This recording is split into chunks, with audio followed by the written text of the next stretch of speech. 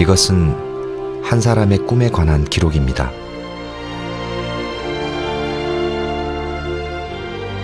만화가가 되고 싶었던 젊은이. 그는 평생 만화 그리는 일을 멈추지 않았습니다.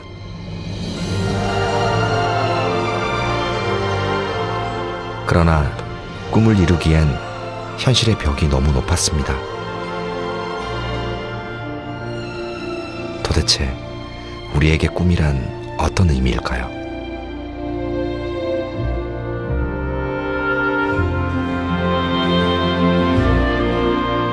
흔히 역사란 힘 있는 자들의 몫이라 말합니다. 하지만 그 역사를 움직이는 현장은 서민이라 불리는 우리 모두의 몫입니다.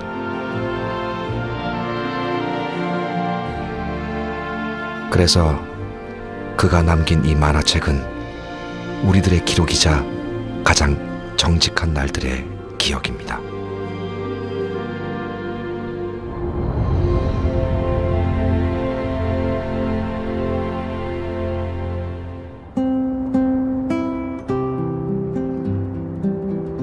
또다시 하루가 저뭅니다. 그러나 날이 저문다고 해서 하루가 사라지는 것은 아닙니다. 우리가 지나온 시간은 우리도 모르는 사이에 우리들 기억 속에 쌓입니다.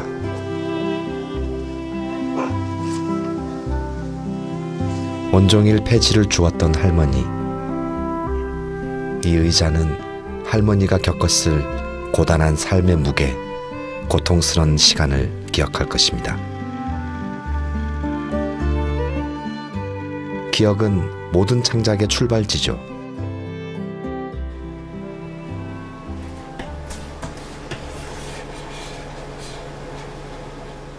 타블릿을 통해 그림을 그리고 있는 이 청년의 꿈 역시 만화가입니다.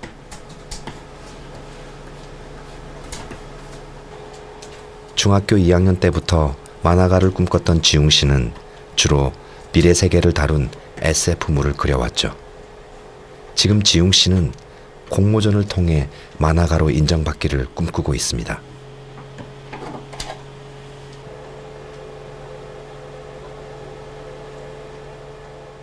그렇다면 지웅 씨가 즐겨 그리는 만화 속 미래 세계, 그 아이디어는 주로 어디서 오는 것일까요?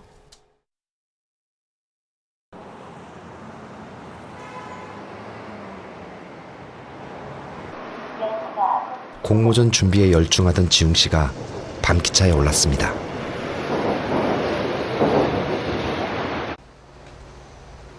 도착한 곳은 만화 속 미래 세계와는 전혀 다른 전라북도 완주의 책박물관.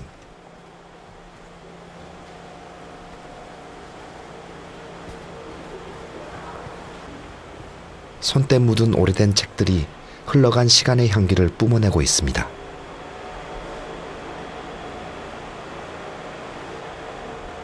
책은 잊혀진 과거를 붙잡아 두는 소중한 기록이죠.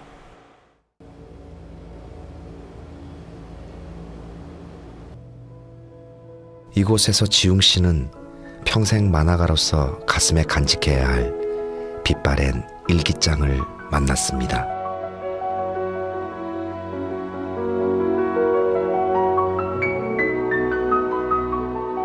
시대는 달랐지만 같은 나이에 만화가를 꿈꿨던 또 다른 소년. 1956년 나는 왜 용기가 없는가? 영월공업고등학교 영월면 덕포리. 송광용. 1934년에 태어나 지난 2002년 세상을 뜰 때까지 무려 40년 넘게 일기를 썼던 사람. 그는 하루도 빠짐없이 이 일기 속에 삶의 단상들을 기록했습니다.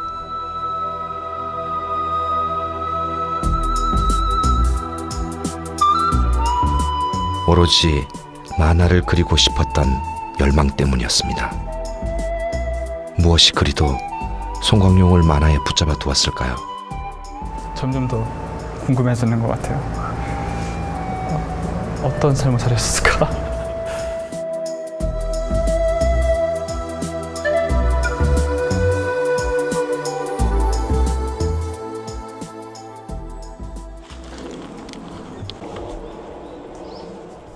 앞산도 첩첩하고 뒷산도 첩첩한 이곳.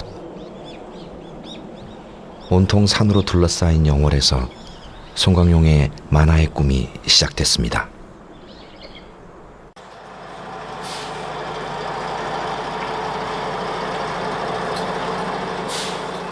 여느 도시와는 달리 더없이 호젓하게 다가오는 영월 읍내.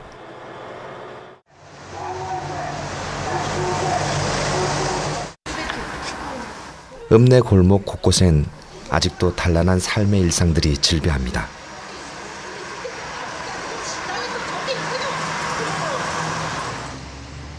이 간판들은 그 삶이 남긴 흔적들이죠.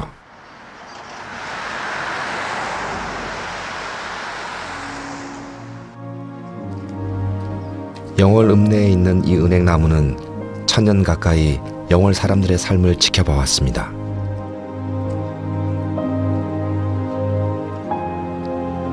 거친 바람과 비와 가난과 전쟁과 죽음, 이 모두의 시간을 여문 줄기에 담아왔습니다.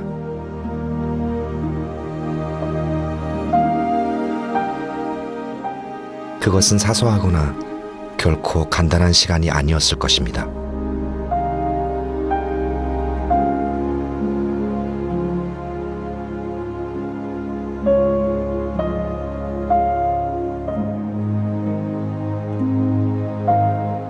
(1954년) 어느 날 어린 송광용은 이 은행나무 밑을 지나고 있었죠. 그는 자신이 모아온 돈 모두를 털어 종이를 샀습니다. 집으로 뛰어온 광용은 그림을 그리면서 이렇게 썼죠. 얼마나 그림을 그리고 싶었던가. 만화는 희망이고 꿈이다.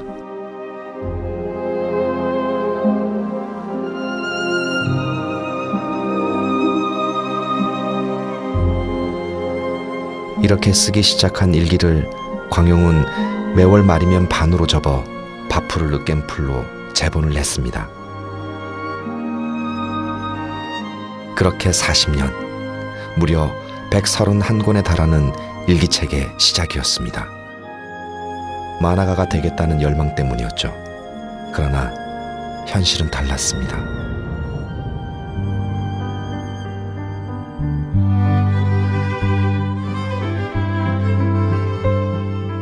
저탄장에서 날아온 석탄먼지만큼이나 어둡고 가난했던 동네 영월.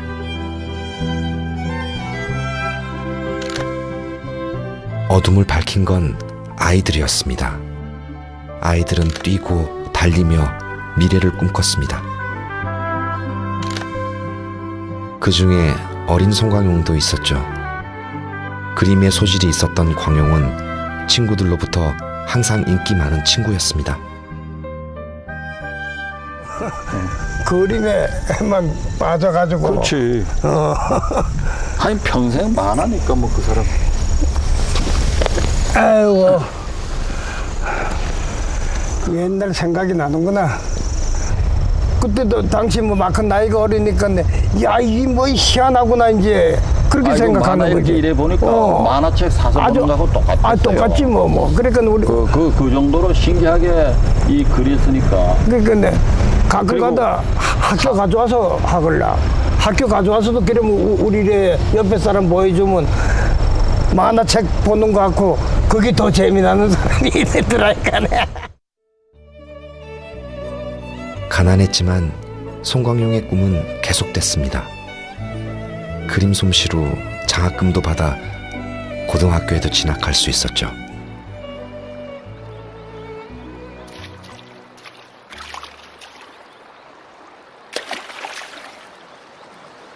그러나 그의 꿈이 미래에 닿기까지는 가야 할 길이 멀었습니다.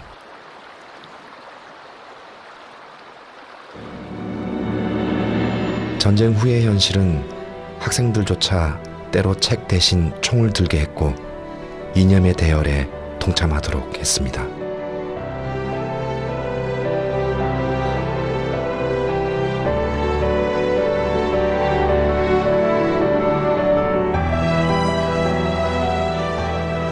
또 전쟁으로 부서진 학교를 짓기 위해 매번 돌 나르는 일도 해야 했습니다.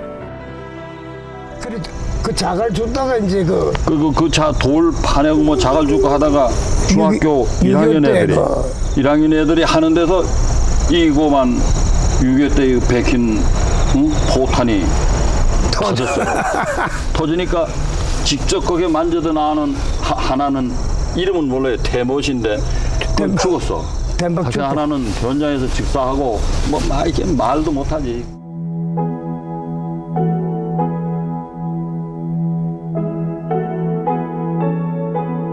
바람이 불면 가장 먼저 풀잎이 흔들립니다. 송광용의 일기는 그 낱낱의 흔들림이었습니다. 흔들리지 않는 것이라곤 만화가의 꿈. 만화책이 쌓이면 광영은 학교로 달려갔습니다. 그가 의지할 수 있는 유일한 인생의 디딤돌이었던 선생님.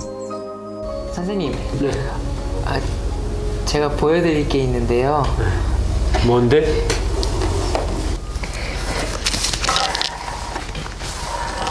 이게 뭐예요? 이게 서울에다 작품 출품을 하고 싶은데 혹시 어떻게 되는지 선생님이 봐주실 수 있나요? 어떻게 하여튼 잘 그린 거는 사실인데 참 재능이 있는데? 그에게는 온통 희망뿐이었습니다. 너무 잘했는데?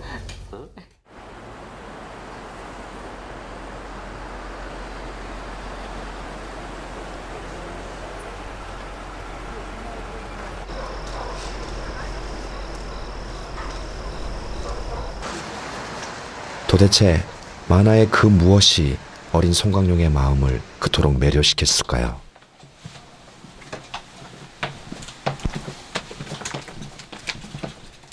요즘 좀처럼 보기 힘든 만화 가게를 찾았습니다.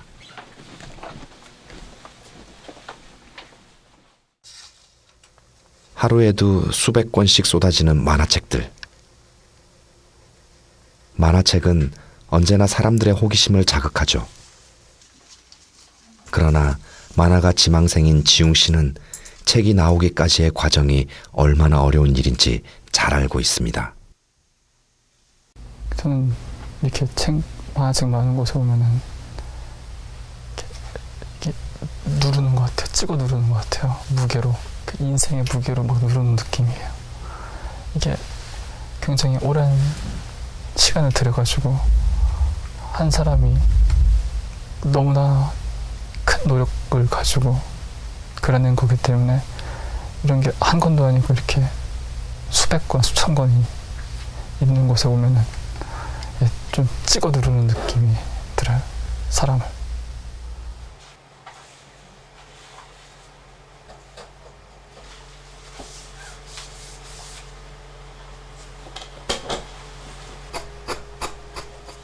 만화가들이 가장 먼저 배워야 되는 선긋기 작업입니다. 만화는 선에서 시작해 선으로 끝이 난다는 말이 있죠. 만화가는 이렇듯 선 하나만으로 자신이 표현해야 할 모든 이야기를 만들어내야 합니다. 때문에 대부분의 만화가 지망생들은 이 과정을 견디지 못하고 중도에 포기하곤 합니다. 꿈을 예, 바꾼 적이 있어요? 없어요. 단 한 번도 없어요. 그 당시에 제가 만화가가 되고 싶다고 결심을 했을 때 굉장히 심사숙고를 많이 한 다음에 했던 결정이거든요.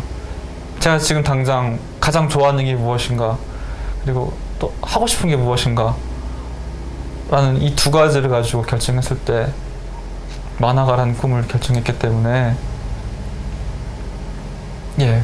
변하지 않는 것 같아요. 좋아하는 건 변하지 않잖아요.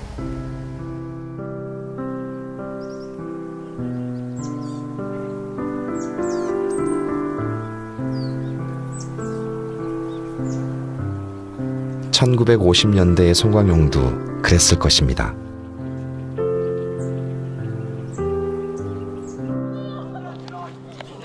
어리다는 것, 젊다는 것은 뭔가를 꿈꿀 수 있기에 더 아름다울 수 있습니다.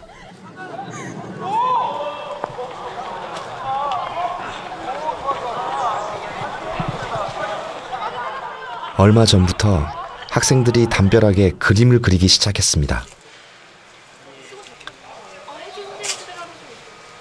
뭐 나사 집어지는 거겠지? 11시간 일하는데 얼마 들어? 용접이나 우린 전기 까니까 전기 받겠지.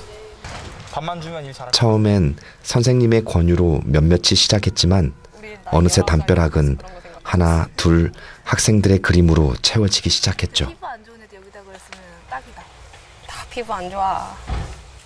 그것은 학생들이 그린 자신의 미래, 꿈이었습니다.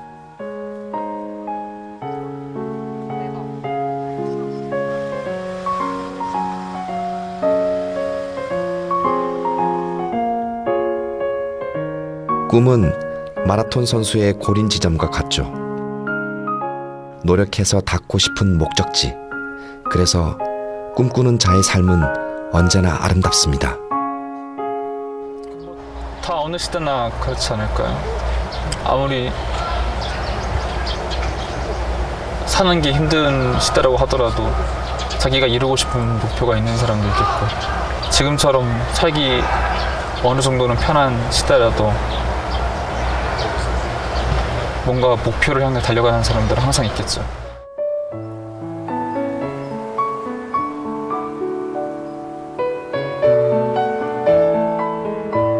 애둘러 흐르는 이 강은 땅이 써내려간 일기일 것입니다. 지상의 생명들은 땅이 키워낸 꿈일지도 모릅니다. 이 땅은 끊임없이 생명을 탄생시키고 보두모 여물게 하고 휴식의 기회를 제공해왔죠.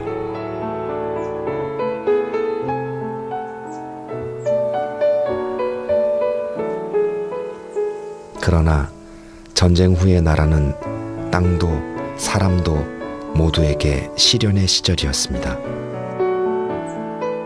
만화가를 꿈꿨던 소년 송광용도 마찬가지였죠.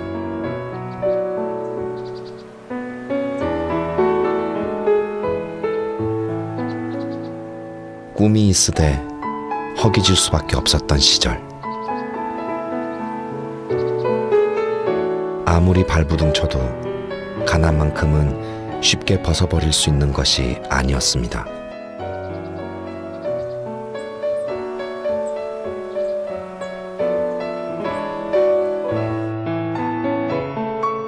속옷도 입지 못한 채 대물림된 교복에 발가락이 나오는 운동화를 신어야 했던 소년.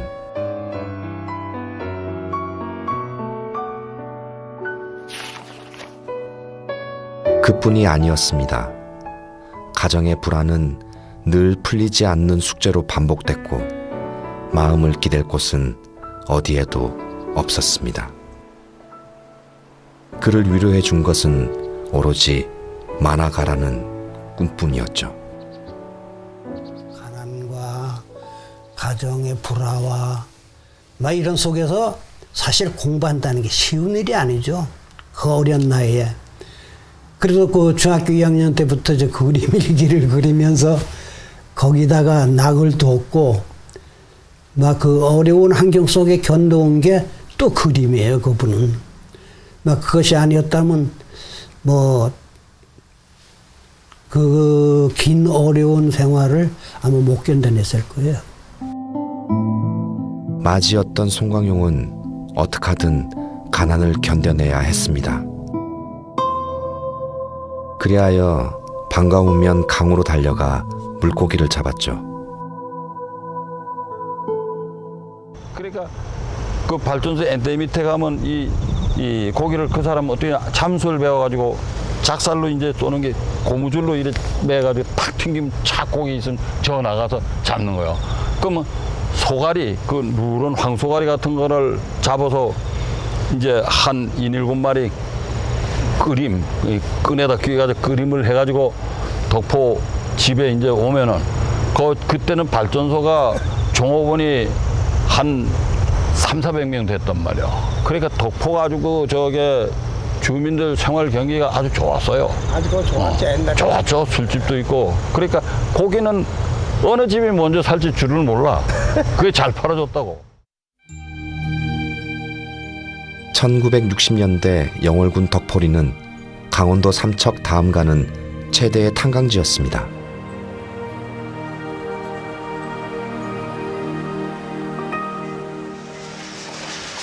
석탄을 운반하기 위해 산악 지역임에도 철도가 서둘러 놓여진 곳 중 하나죠.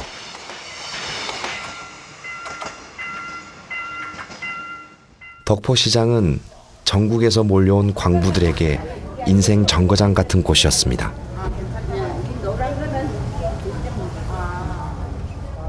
고단하고 지친 몸을 끌고 와 석탄가루 묻은 지폐와 먹거리를 맞바꾸던 삶의 전쟁터.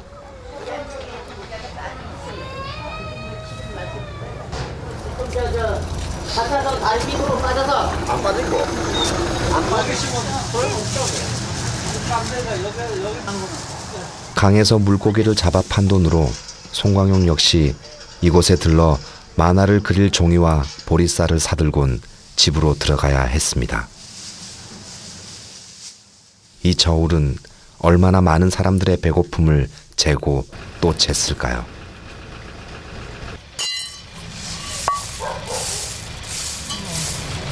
옛날에 세무서에서 나무대를 못 쓰게 한 적이 있어. 그때 이게 대신 나온 거야.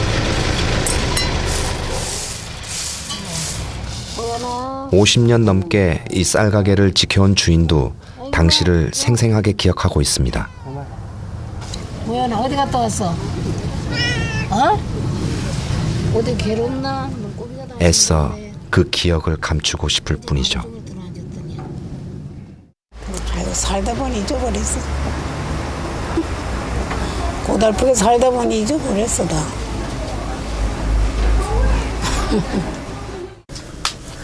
야요 이래야지. 몰랐지. 자신의 것을 내놓지 않고 뭘 얻을 수 있겠냐는 어머니들. 어머니들은 그렇게 살아온 인생을 꺼내놓습니다. 그때 뭐 물에도 일찍 돌아가시고 뭐 사변 나고 이랬으니까 뭐 그런 꿈이 다 난 이가 다 하는 거야? 띠가요. 띠가 들어갔어. 야, 제일 후회하는 거는 전쟁 때문에 못했으니까. 초등학교 교사가 꿈이었다는 어머니. 그렇다면 우리 아버지들은 어땠을까요? 젊은 날 이곳에 들어와 이발관을 차렸을 때만 해도 줄 서야 했을 만큼 인기가 있었다는 이발관.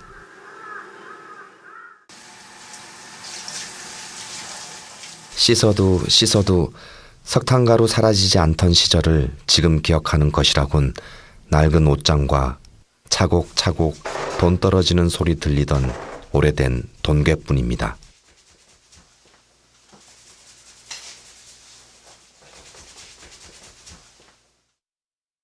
여기 사람 많았죠. 그때 마차가우스가 그때는 강문소가 많았어요. 여기 영월에. 그게 그래 일로 훈련소면 이제 앞으로 돌아가고 일요일 토요일에 꽉꽉 훈련소 이제 집에 가득 들어간 사람들 많아갖고 그리고 이제 합류해야 되니까 강산이 폐기 되니까 이제 하나하나 다 떠나갔지 뭐.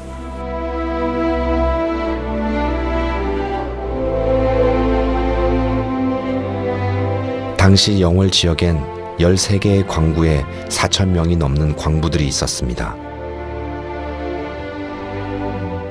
광부들은 가난을 이겨내기 위해 지하 수백 미터까지 갱도를 파고 들어가 석탄을 꺼내왔죠.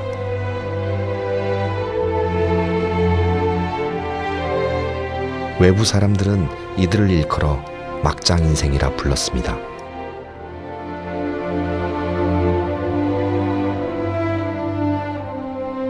이들이 파낸 석탄은 삭도라 불리는 거대한 쇠바구니에 담겨 운반돼 1936년에 세워진 영월 화력발전소의 연료로 사용됐습니다.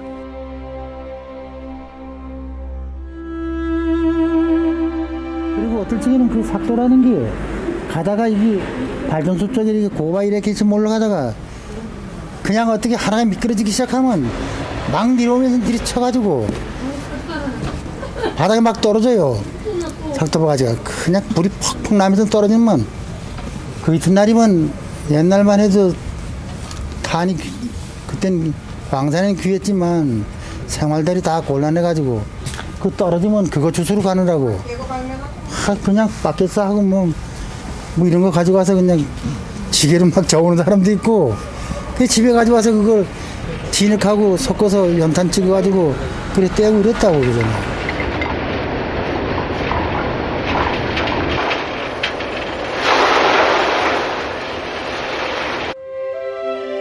지금은 폐광돼 사라진 그 자리에 옛날을 생각하듯이 서 있는 선탄 운반용 철주,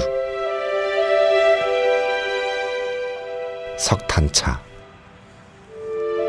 그리고 삭도를 움직이던 거대한 모터.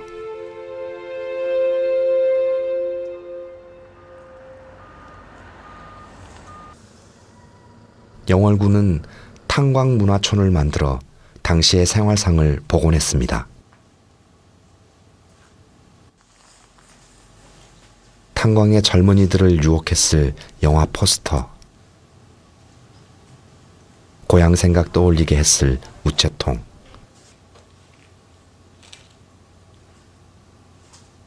그리고 광부들에게 만물상 노릇을 했을 구멍가게.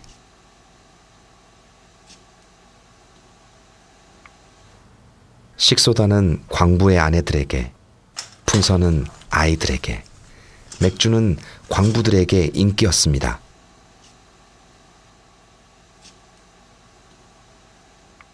그나마 돈이 떨어진 광부들은 외상술로 막걸리를 마시며 남들이 말하는 막장 인생의 슬픔을 달랬을 것입니다. 영월 동강은 이렇듯 수많은 광부들의 꿈과 좌절, 슬픔을 안고 흘렀을 것입니다.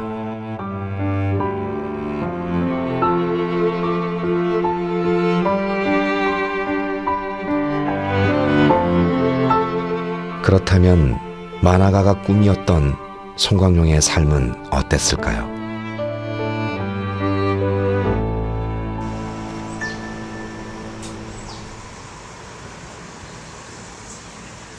결혼 이후 송광용이 살았다는 집엔 아직도 그의 흔적이 많이 남아 있습니다. 그는 이런 흔적을 남긴 채 지난 2002년 쓰러지고 말았죠. 같은 마을에서 태어나 친구로 남편으로 평생을 함께했다는 아내.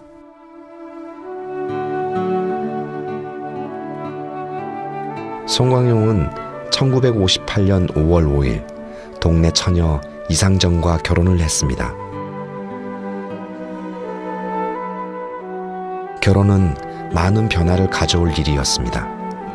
송광용에겐 아내가 생겼고 두 사람 사이엔 아이들이 태어났죠. 송광용은 행복했습니다.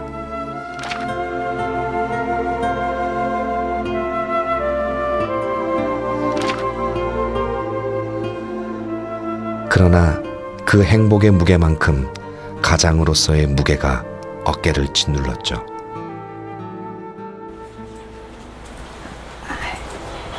예, 선생님 보세요. 감사합니다.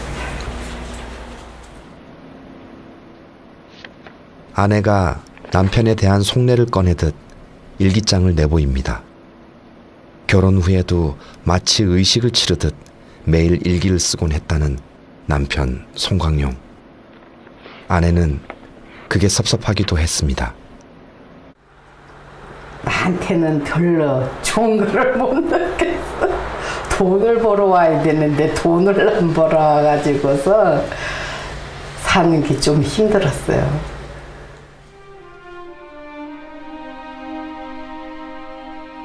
결국 그는 광산 막노동판을 전전하며 가족의 생계를 책임지기로 했습니다.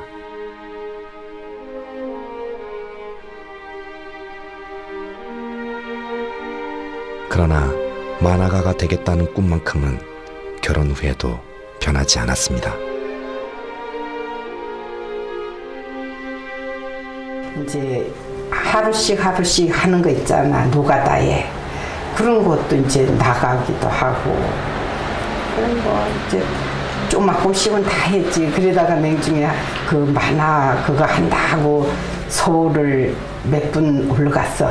이거 보따리 싸지무지고선 진짜로.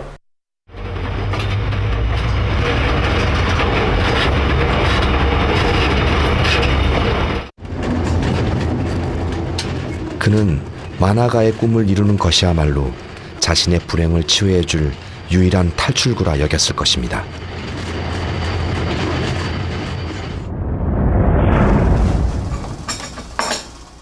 그는 무작정 상경했고 명망 있는 만화가들을 찾아다녔습니다.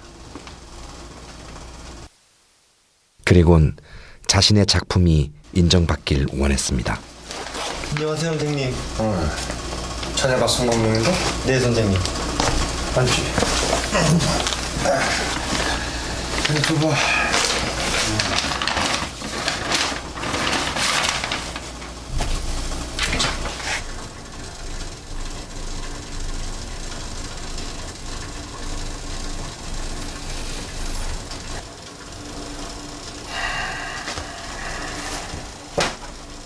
그러나 그의 작품에 대한 평가는 늘 같았습니다.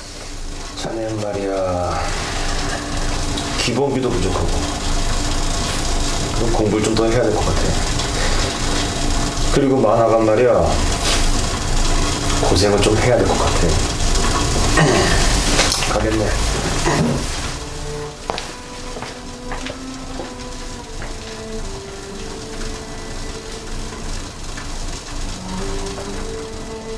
선생님들이 질책하고 돌았을 때면 구명줄을 놓친 사람처럼 허탈했죠.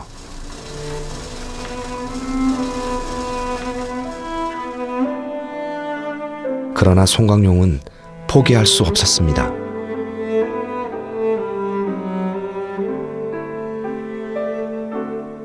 참 그 마음이 답답하고 또 억장이 무너지고, 그럼 난 앞으로 어떻게 더 공부를 해야 되나 그런 생각도 많이 들으셨을 것 같고, 그 한마디가 지금까지 공부를 해온 그림 인생에 이렇게 공든탑을 다 누군가가 아주 가볍게 톡 건드려가지고 무너져 버리는 그런 마음은 아니었을까.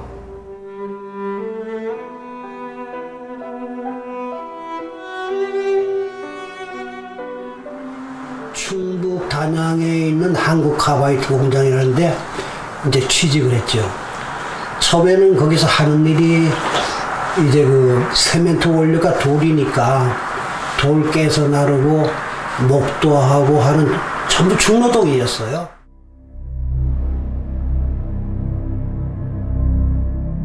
다방에서 만났던 선생은 말했습니다. 자네는 고생을 더 해야 한다고.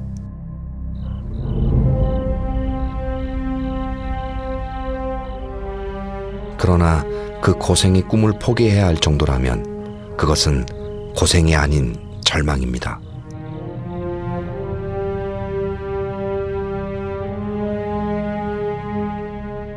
누구도 붙잡아 주지 않는 현실에서 그는 고독했을 것입니다.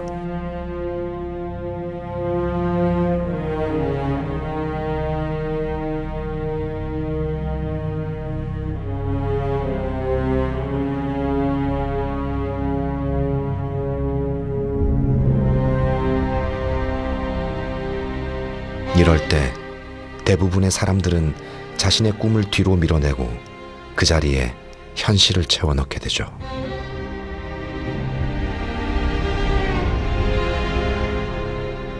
희망과 좌절, 미련과 포기, 어쩌면 세상의 모든 예술가들이 느끼는 공통의 단어일지 모릅니다. 그 절실함을 너무도 잘 알고 있는 만화가 지망생 최지웅.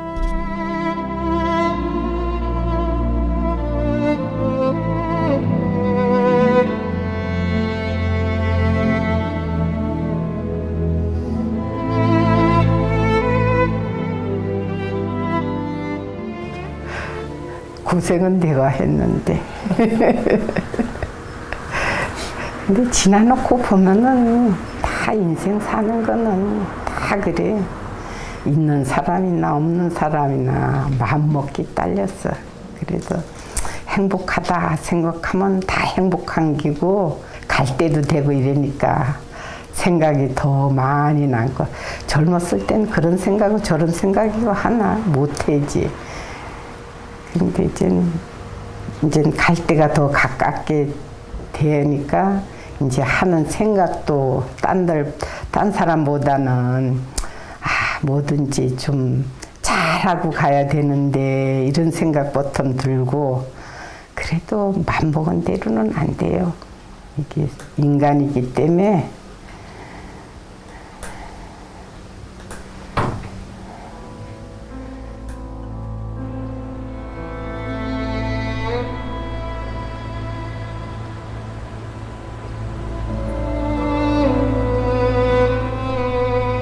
우리 모두는 각각의 꿈이 있습니다.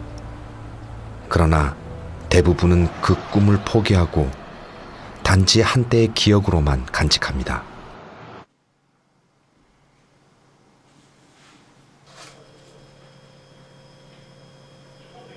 송광용, 그 역시 무려 131권의 만화 일기책을 남겼으나 생전에 어느 한 권도 책으로 출간되지 못했습니다.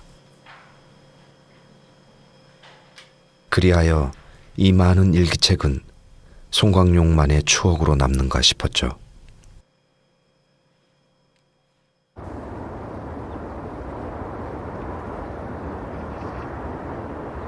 서울시 종로구 인사동.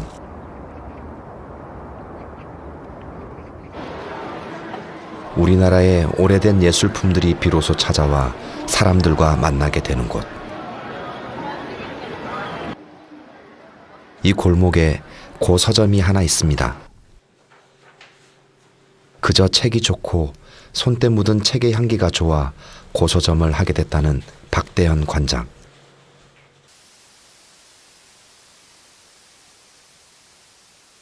박 관장은 지금껏 수많은 책을 수집해 왔습니다.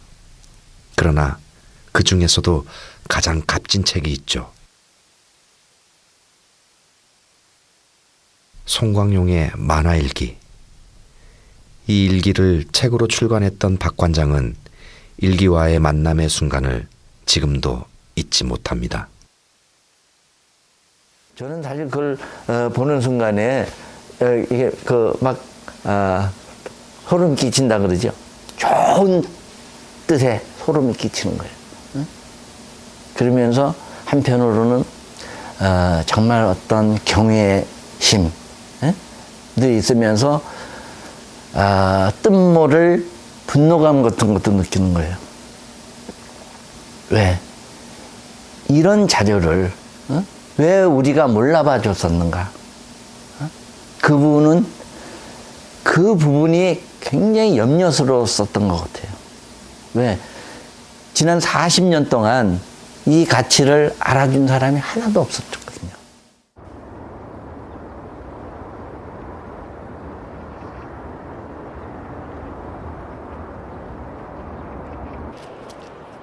우리 주변에 우리가 그냥 지나쳐버린 삶의 가치들이 얼마든지 있습니다.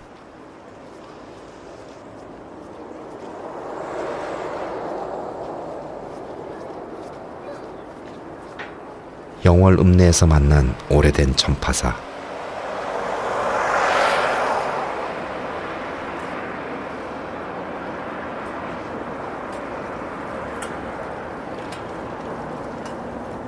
손님을 기다리는 물건 하나하나가 오래된 책들처럼 정겹게 느껴집니다. 이 진열대가 그러니까 수복하고 났으니까 52년도인가 53년도에 만들었을까. 시계도 진열하고 금반지도 진열하고 또 조그마한 라디오 같은 것도 진열하고 이 나무 이것도 안경테를 잔뜩 진열해 놓고 팔던 진열대입니다. 이것도 여기다 끼워놓고 일하는 바이스가 있었다고. 바이스가 10원짜리 100원짜리. 할아버지는 이곳에서 60년 넘게 가게를 운영해 오셨죠.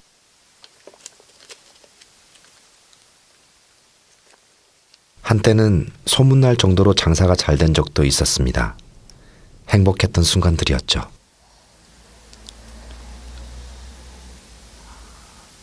한창 그래도 젊었을 때니까 이것이 라이언스 회장 할 때 사진이에요. 라이언스 클럽 회장. 그동안 잘 살았다고 봐야죠.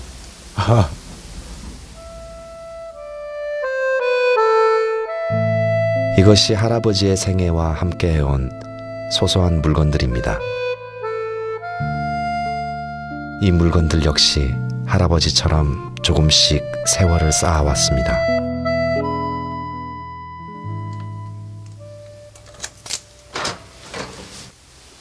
그 중에서도 인생의 의미를 묻는 질문에 할아버지가 꼭 보여주실 게 있답니다. 자, 일생의 생활의 기록입니다, 이게. 병원 생활한 거, 자동차 사고 난 거, 할멈 병원 치료한 거, 이런 것들에 대한 기록이에요. 또 자산을, 그동안의 자산을 어디 가지고 있었나 하는 그런 거. 일기를 제가 안 합니다. 그저 매일, 그저 이거 하나 하는 거 그것뿐입니다. 네. 그 자식들이 이 다음에 보더라도, 아버지가 이렇게 생활했구나.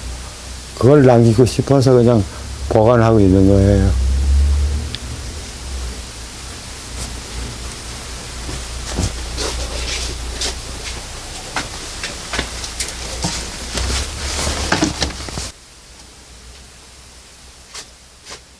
돌이켜보면 어느 한순간도 쉽지만은 않았습니다. 금고에 넣어둔 수많은 기록들은 어쩌면 할아버지가 겪어온 인생 시간들에 대한 값진 영수증들일 것입니다.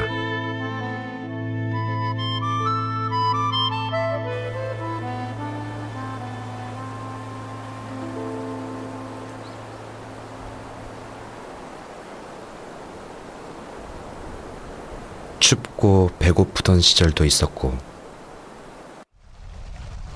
꿈을 향해 마냥 질주하던 시절도 있었죠.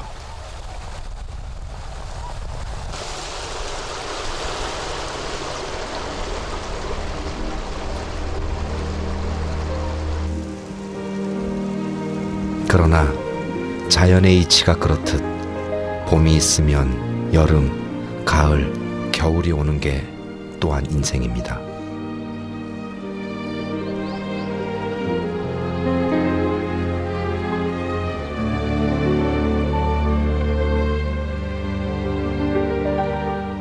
그토록 만화가가 되고 싶었으나 평생 지망생일 수밖에 없었던 송광용. 그는 인생의 마지막 131권의 낡은 일기장을 고스란히 책박물관에 기증했습니다. 박 관장은 송광용 평생의 꿈이었던 책 출간을 제안했습니다. 물론 얼마나 좋으셨겠어요. 네. 그 눈물이 핑 돌지요. 네. 눈물이 핑 돌면서 다른 말씀 안 하시고 그냥 고맙다는. 하여튼 자기 꿈이 지금 이루어지지 못했지만은 지금이라도 늦게 남아 이렇게 된 것에 대해서 자기는 꿈을 이뤘다고 생각한다고 그러시더라고요. 책을 통해 송광용의 만화 인생이 드디어 세상 밖으로 나온 것입니다.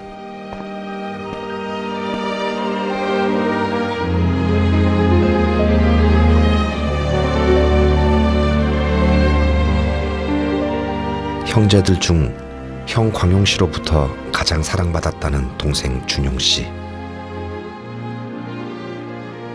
형이 출간한 책 행간을 읽을 때마다 가슴이 저며옵니다. 형님은 성공했다고 생각합니다. 왜 그러냐 하면은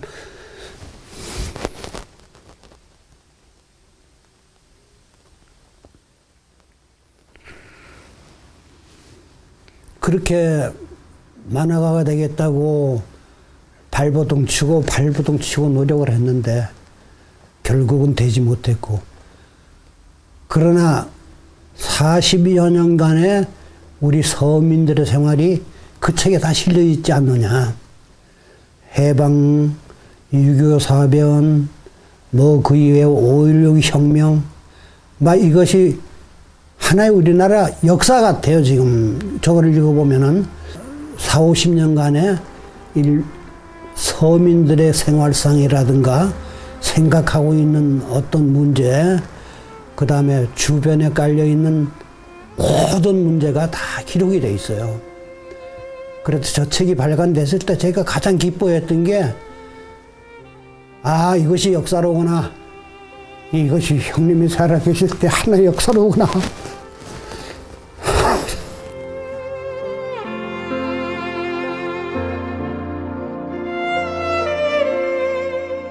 만화가 송광용.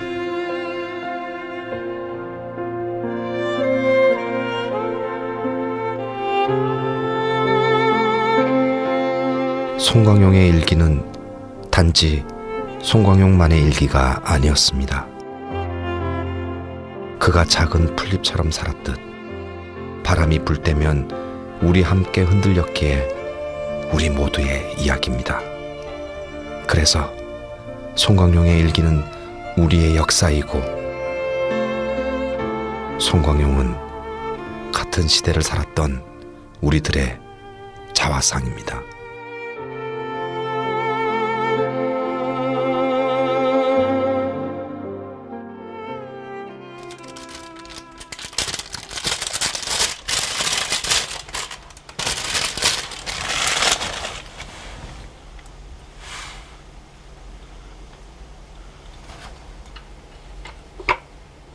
그에게 후배가 펜을 보냅니다.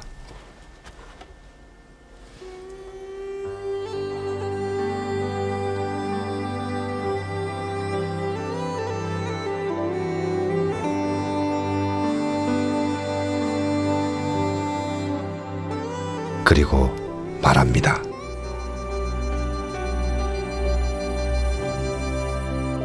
당신은 만화가입니다.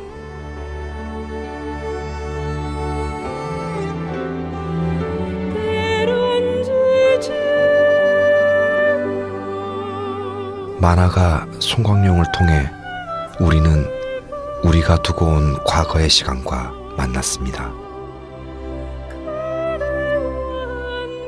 때로 좌절했고 고통스러웠지만 꿈이 있어 행복했던 시절들.